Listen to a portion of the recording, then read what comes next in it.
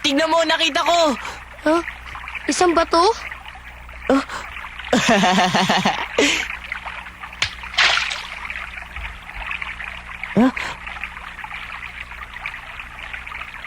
Tayo na nga, Tom! Hak, Bakit? tunay na ginto yata to ah. Itigil mo ang pagbibiro mo, ah! Kanina nagbibiro lang ako, pero... Hak! Totoong ginto to! Sigurado ako, ginto to! Ano? Huh? Huh? Oh, ito, tingnan mo! Huh? Di ba? Hindi pa kasi ako nakakita ng tunay na ginto, eh. Ako man, hindi pa. Kaya lang, kutob ko, ginto yan. Parang ganun nga ang kutob ko. Maghanap tayo ng ginto, Hak. May ginto sa ilog na to. Sigurado ko. Yeah! Gawin na natin, ha? Oo, kung tunay na ginto, makikita natin dito. Tunay na ginto. Maghahanap ako ng ginto kahit ako lang mag-isa. Mag-aarap din ako, Tom!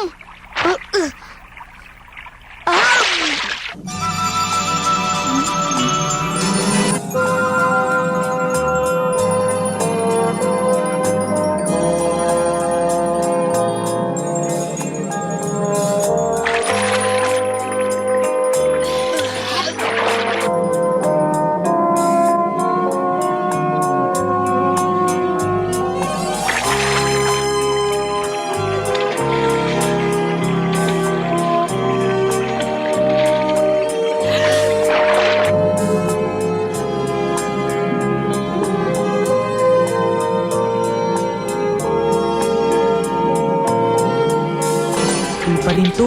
Hindi rin ito. Ito rin. Patulong naman to, Hindi eh. rin. Hindi pa rin. ito. Ano ba Hindi pa yan? rin. Hindi pa rin to.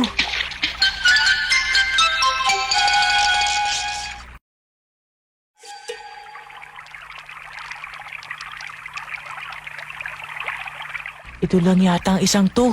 Eh baka nga hindi pa tunay na ginto yung hawak-hawak mo, Tom, eh. Hindi sigurado ko ginto ito. Dapat ipasuri natin yan, Tom. Kanino naman? Sino nga kaya? Ang tatay ni Beng. Ipakita natin sa kanya. Ben, hindi ko naman iniuutos sa yung ikaw ang magtinda dito sa tindahan natin araw-araw. Dahil meron nga ako ihahatid na paninda kay Mr. Smith ngayon. Teka nga, bakit ba ayaw mo akong sundin ngayon? Kasi po ipinangako ko kay John na lalangoy po kami ngayon. Eh, maaari mo naman siyang paghintayin ngayon na. Kasi po... Kumusta po? Mabuti, ano ba ang matin ginangila? Napakainit ngayong araw na ito, hindi ba? Oo nga eh. Patingin nga ng mga kawalit ako, re. Opo, dito po, ginang. Dito tayo. Yan, dito sa loob yung mga yun eh.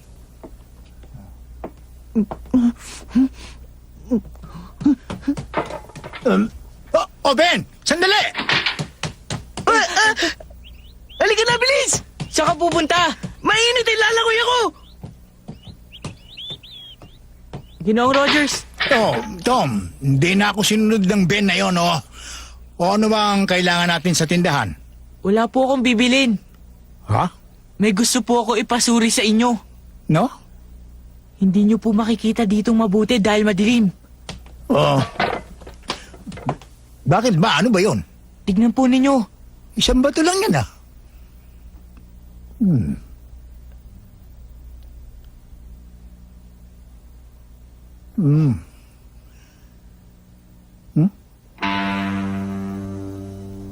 Saan mo nakita ito? Sa malungkot na ilog. Ginto po kaya ito? Ano? Ginto ito? Sandali lang, Tom. Sandali lang. Agina, ito po kayang mga ito. Magaan pong hawakan yan. Oo nga. Hindi nga ginto, no? Bigo na naman ako. Sige po, Ginang Healer. Salamat po.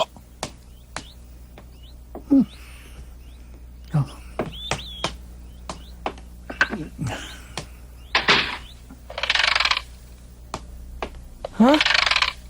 Magsasara na po kayo ngayon? Maaga pa po ah. Oh, itong patingin nga uli ng bato. Ito po. Tunay ngang gintong ito. Naku, talaga po.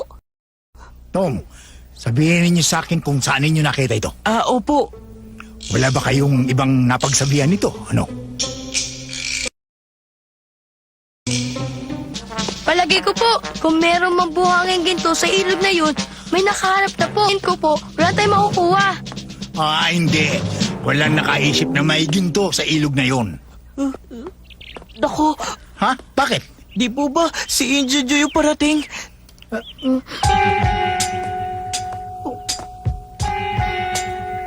Oo nga. Aba, bagulo to ah. Sandali, huwag kayong matakot. Hindi pa naman tayo naghahanap ng ginto Oo nga. Naglalakad pa lang naman tayo eh.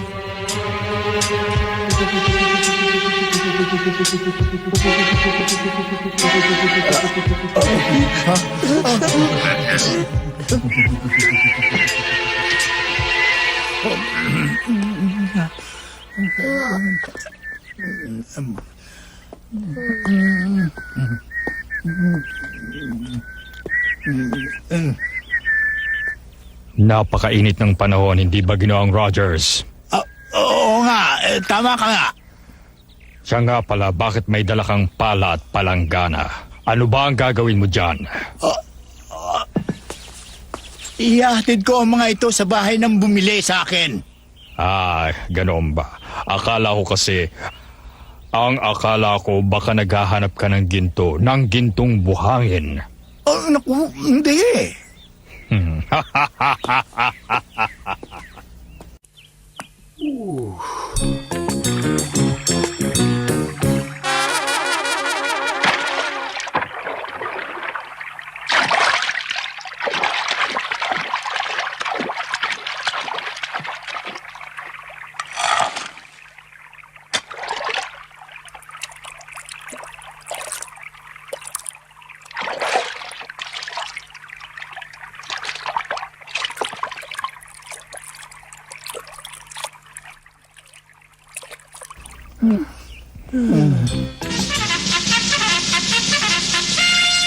Nagkamali ka lang siguro ng akala, aking mahal.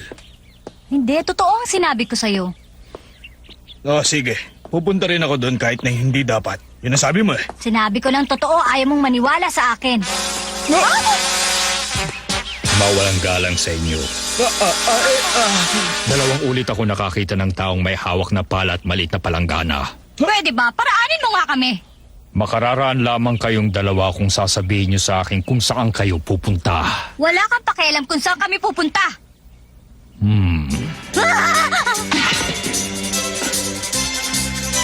Huwag kayong magsisinungaling, sabihin niyo sa akin. Bakit meron kayong pala at palanggana?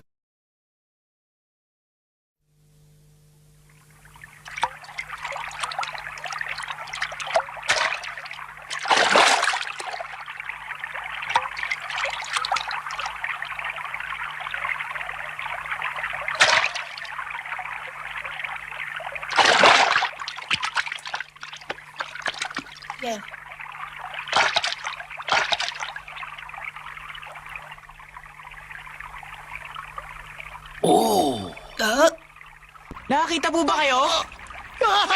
Tingnan ninyo! Tingnan ninyo! Wala naman po ah. Tingnan ninyo mabuti. Ayan o. Yan po ba ang buhangin ginto? Kokonti nga, buhangin ginto din yan. Kung ganyan lang din po kadami, di bali na lang po, wag na lang.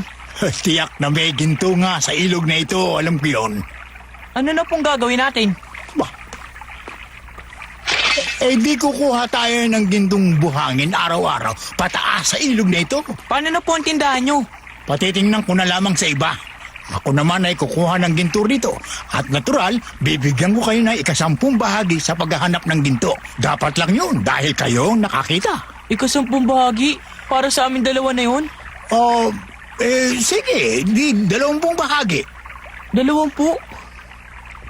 Tingnan ninyo, pag nakakuha ko ng halagang $1,000,000, meron kayong $200,000. Naku, kung ganun po, magkakaroon ako ng $100,000. Kung makakakuha nga siya ng 1,000,000, ganun nga. Ngunit baka mas marami pa ang makuha ko. At para magawa ko yun, kailangang huwag malaman ni Numan ang tungkol dito. Ililihim natin ito sa lahat. Nang sa ganon, yayaman kayong dalawa. Ayaw nyo ba yun? Gusto po. Mukhang huli na po ang lahat. Ano? Tignan nyo. Nako.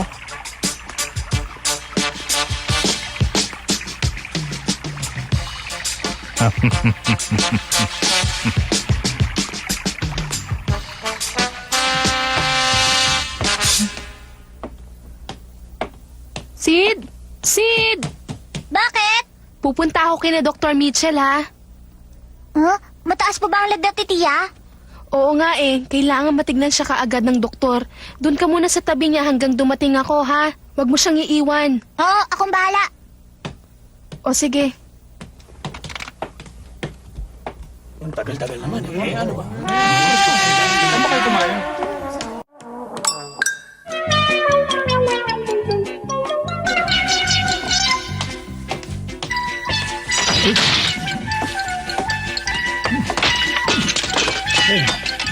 Hey!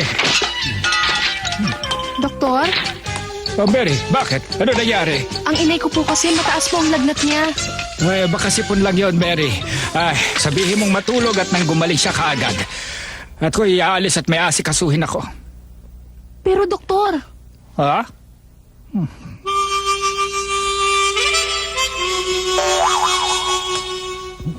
Totoo raw, Polly. May natagpo ang ginto sa may ilog.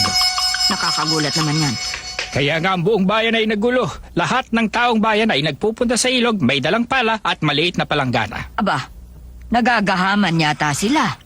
Ay, ganun na nga. Pero ako, hindi. doktor, kamusta ang inay? Kaya ng hinala ko, Mary. May kaunti siyang sipon. Polly, magpahinga ka na. Salamat, Dr. Mitchell.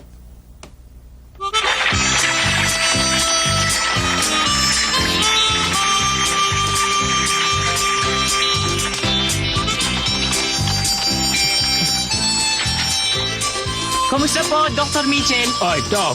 Sino po may sakit? Ang inay. Sipon lang. Huwag kayo mag-alala. Gagaling din siya. Alagaan niyo lang. Sige. Maraming salamat po, doktor.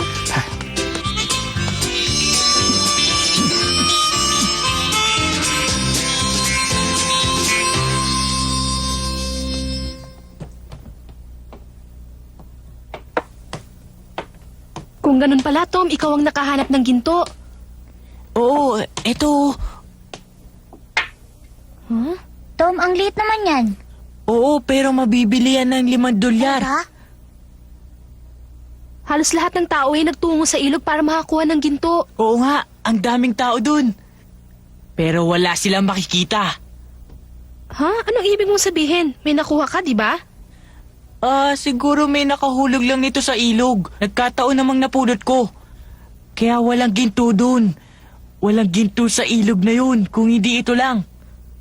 Paano nalaman ng tao? Sinabi ni Ginang Healer. Ang ginang na yun. Nadinig kasi niya na ipinasusuri ko sa tatay ni Binang napulot ko. Kaya nangyari, nagpunta agad sila sa ilog at nasalubong naman nila si Indian Joe. Si Indian Joe? At tinakot sila. Mag-isang nagpunta si Indian Joe para maghanap ng ginto. Nainis naman si Ginang Healer sa pananakot sa kanila. Kaya pinagsabi niya yun sa mga taong bayan. Dito, dito, dito.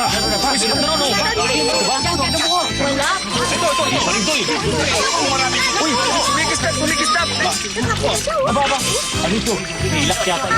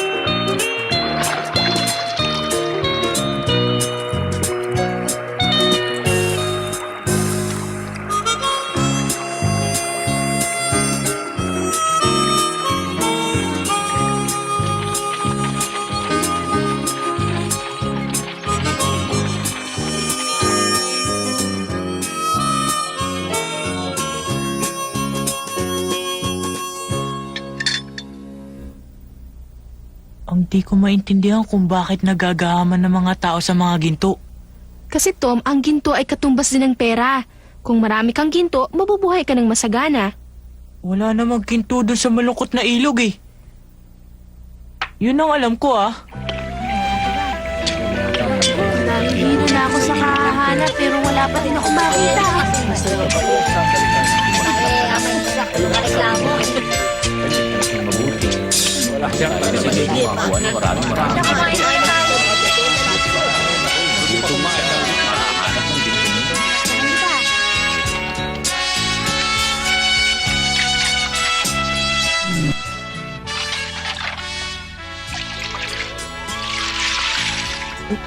Inaantok na ako. Naku, Tia Polly, bakit po ganyan ang itsura nyo? Tom, dalhin mo ako doon. Saan po? Sa malungkot na ilog na may ginto. Tia Polly! Inay naman. Hindi ko matitiis na nakahiga lamang ako dito samantalang ang iba ay nangunguha ng maraming ginto. Ngayon na, Tom. Hindi po, Tia Polly! Uminahan po kayo! Wala Inay. pong ginto! Pero sabi ni Dr. Mitchell, meron daw ah. Lahat nga po ng tao iniisip may ginto dun. Pero tinitiya ko po wala. Mahiga na po kayo, Inay. Ayan, tignan nyo, tumaas na naman ang lagnat nyo. Tom, kailangan natin ng malamig na tubig. Umigib ka muna sa balon. Dali ka. Oh, Inay, humiga muna po kayo at magpahinga, ha?